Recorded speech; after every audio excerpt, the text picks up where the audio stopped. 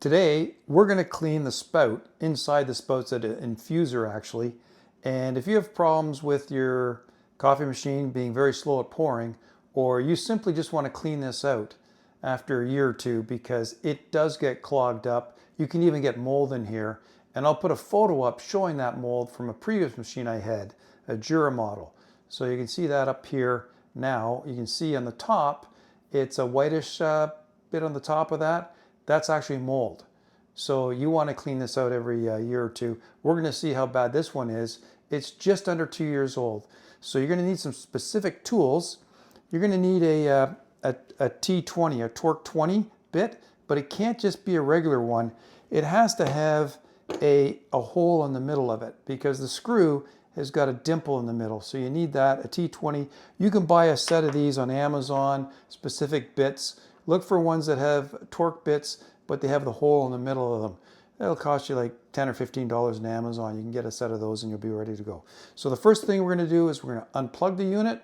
I'm going to turn it around, and we first start by taking the back off, then we take the sides off, then we take the front off, and we'll have access to this spout, and we'll take it apart. The drip tray is removed, the water tank is removed, the back panel is off now, and the side panels, you just pull them back about 3/4 of an inch, and then there's some clips here. Just lift it, find the right spot, and it should snap off.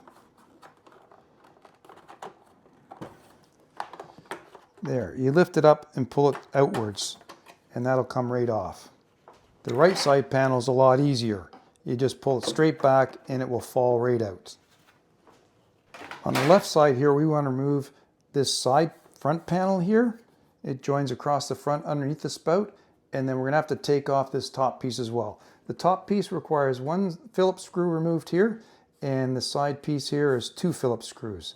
They look like a number 2 Phillips. The good thing is all these screws for the plastic components look to be the same length.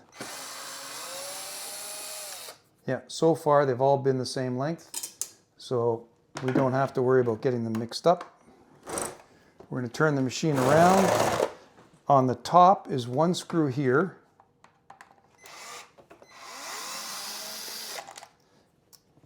And for this top, there's 2 screws right under here on the outer edge. 1 there and 1 there. You got to get up and take those 2 out. They're already out. You'll pull the steam knob out, just pull it straight out. And there's going to be some clips with the black piece here. And we're going to try and just lift it up and pull it forward a bit. It's going to come out. And this is an important connection tape wire here. And we're just going to just let it hang gently there. Or we have to remove the SteamWand, and there's a little clip right here that we can pull off, and then this front piece is going to come off. So we just take a pair of needle nose pliers, get a grip on it, and pull it out. Put it in your tray or your little container to hold your things, your parts. And then this should pull down and come out. There we go. So we'll put that aside as well. And now it should be able to come off and out. There we go. Put that part aside. And now we have access to this. There's a hose in here that goes up and or moves out of the way when it goes up and down.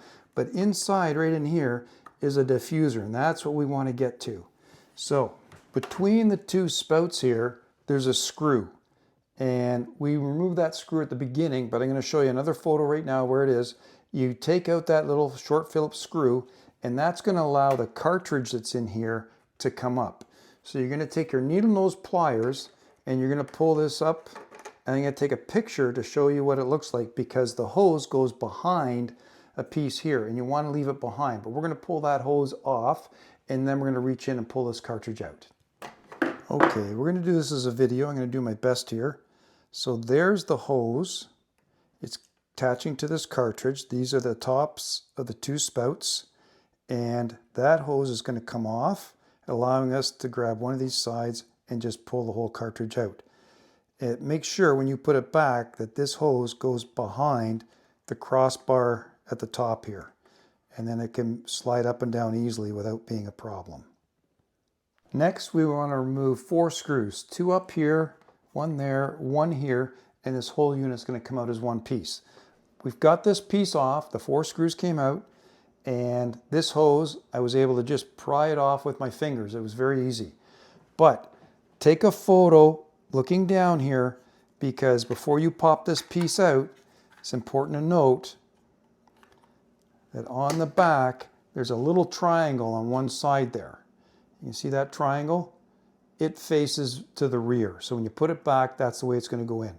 The other thing you want to do is keep a damp piece of paper towel with you, because there's a lot of lithium grease here that's going to get all over your fingers. It's very sticky.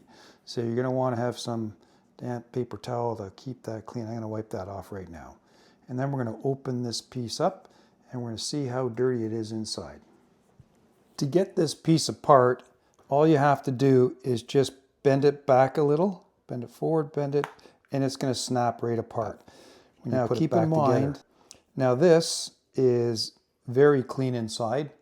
So I've rinsed it out. I took a little brush and I cleaned it out. And you can see right here how clean it is inside.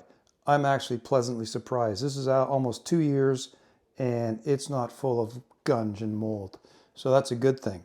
And I think that's because this machine rinses on both startup and shutdown, where my Jura that I had only rinsed on the startup.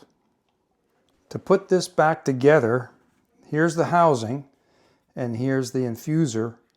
And remember I talked about this triangle piece? So it faces the back, the connection's up top, and we're just going to drop it in.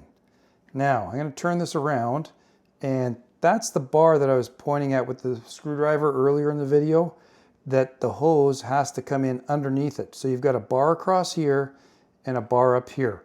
Just put it on between the 2 bars. So I'm going to put it on right like that, okay? Okay, so it's on now between the 2 bars, doesn't go over there. I'll turn it around and we're going to screw everything back together. To put the forward casing back on, mount the 2 at the bottom first, because they'll slide on top of that, those 2 pins. So we just slide them on, and that's going to line the holes up top for the washers.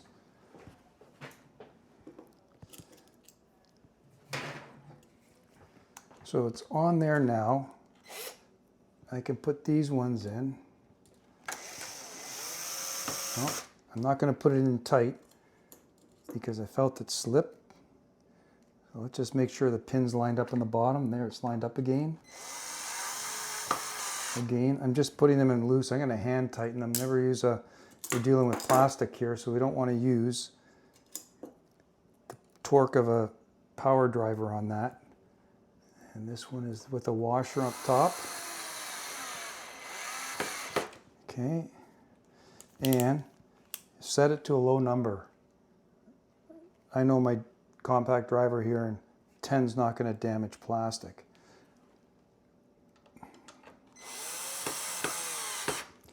Okay, now we'll switch to a hand driver.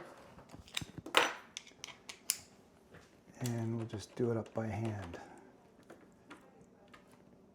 It's plastic, so it doesn't have to be tight, just lightly snug.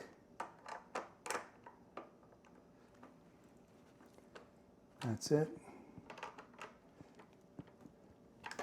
There's a very specific order in putting the 2 front pieces on. This fits under here. This piece has to go in first, and then this wire tape wire it's called, has to come on top of this piece. This piece here is not a hook, it's just a ledge for it to hang on.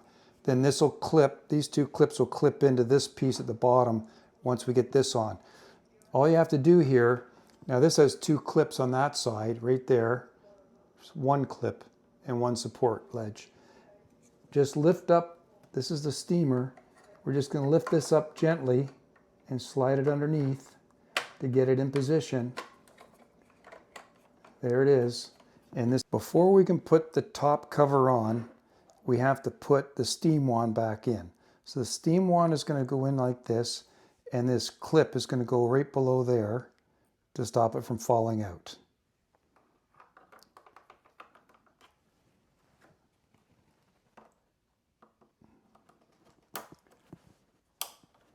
There.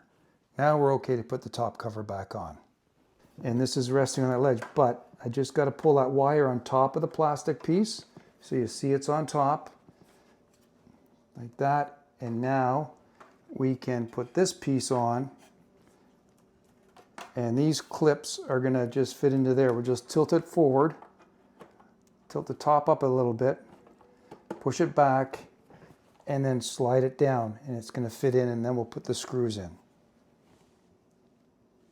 We have 4 screws to put in, one on either side, left and right, and then just in close to this bottom housing here, there's 2 vertical screws on either side that need to go in.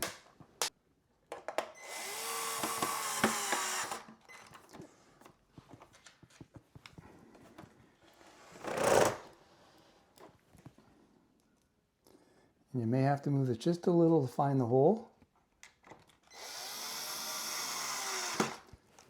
Just lightly. I'll switch to the hand driver. Snug.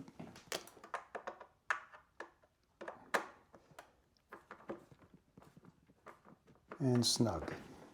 Okay, the easiest way to put these 2 screws that have to go up underneath is find a piece of rubber mat, put it at the back end. Now you can tilt the machine up and you can see easily what you're doing.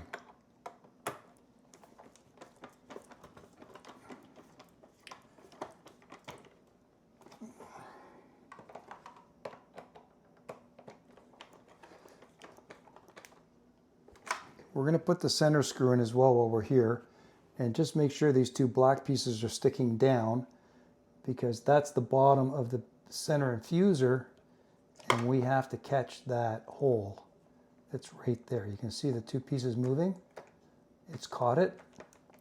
Now I can push it right up against it, and it's going to pull it down and go snug. There it is, it's snug. So now this piece is all ready to go.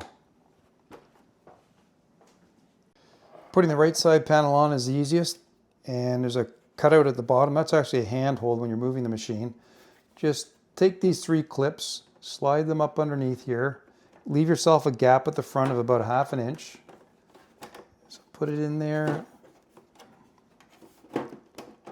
There's your gap, and then just slide it forward and the side panel is on. The left-hand side panel, it is a cutout at the bottom as well for helping to move it. Same thing. We just leave a gap at the front, put the 3 clips underneath, and the only thing different, we face it in here, and then the bottom, just lift it up and push it. It clips on to a rail here where the water tank sits in. And now we can just slide it forward, and there it is. So there is a ledge here. This actually goes in like this from the bottom up. Pull the power cord underneath, and there you go.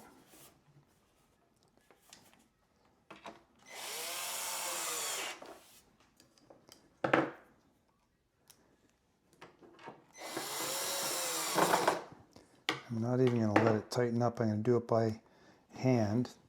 I've got to bring this to the edge here.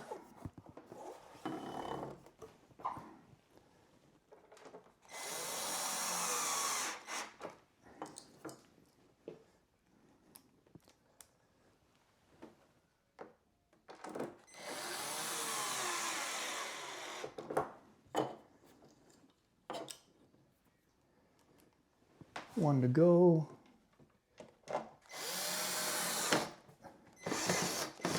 Let's switch to the hand driver.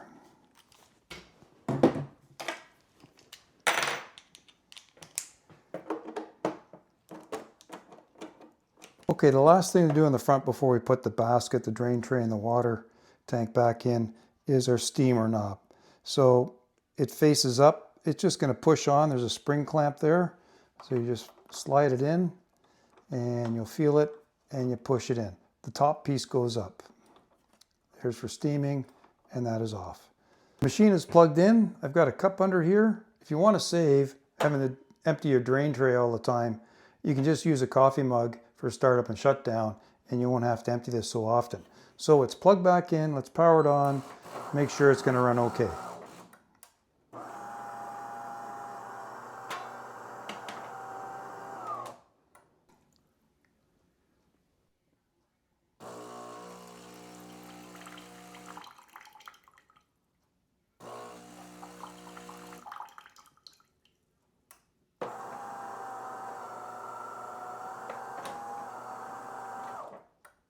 Nice clean hot water. I hope you got something out of this video. If you did, please give it a thumbs up. And I'm going to have another video coming up soon on why I think if you don't have this machine, it's probably the machine you want if you're looking for one.